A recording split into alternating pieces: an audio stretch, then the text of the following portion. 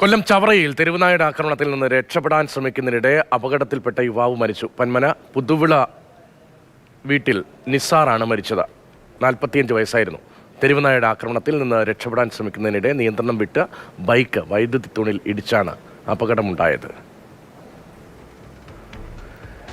കണ്ണൻ നായരാണ് വിവരങ്ങളുമായി ചേർന്നത്. കണ്ണൻ, ഒരു കുടുംബത്തിൻ്റെ ആശ്രയം കൂടി പൊലിയുന്നു. ഒരിടത്ത് വന്യജീവി ആക്രമണമാണെങ്കിൽ നാട്ടിലിറങ്ങിയാൽ തെരുവുകുട്ടികളെ കൊണ്ട് ഒരു നിവൃത്തിയുമില്ല.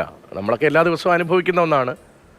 നിരവധി ജീവനുകൾ പൊലിയുന്നതിൽ ഒരാൾ കൂടി തദ്ദേശ വകുപ്പൊക്കെ സ്വാഭാവികമായും കൈമലർത്തുകയാവുമല്ലേ?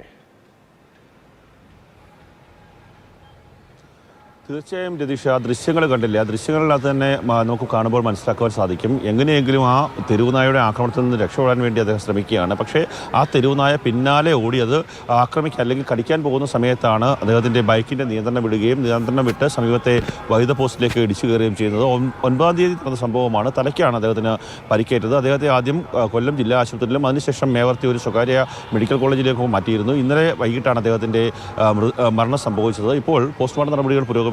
രതീഷ് നേരത്തെ സൂചിപ്പിച്ചതുപോലെ ഒരു കുടുംബത്തിൻ്റെ അത്താണിയാണ്. ഒരു സ്വകാര്യ സ്ഥാപനത്തിലെ ജീവനക്കാരനായിരുന്നു. ആ ജോലി കഴിഞ്ഞ് തിരിച്ച് വീട്ടിലേക്ക് പോകുന്ന സമയത്താണ് ഇത്തരത്തിൽ ഒരു ദാരുണമായിട്ടുള്ള ഒരു അപകടം ഉണ്ടാവുകയും അതിനുശേഷം അദ്ദേഹത്തിൻ്റെ അന്ത്യം സംഭവിക്കുകയും ചെയ്തിരിക്കുന്നത്. ഈ പ്രദേശത്തൊക്കെ തന്നെ തെരുവുനായയുടെ ശല്യം വളരെ രൂക്ഷമാണ്. ഈ പ്രദേശത്ത് മാത്രമല്ല, കൊല്ലം ജില്ലയുടെ വിവിധ ഭാഗങ്ങളിൽ തെരുവുനായ ശല്യം രൂക്ഷമാണ്.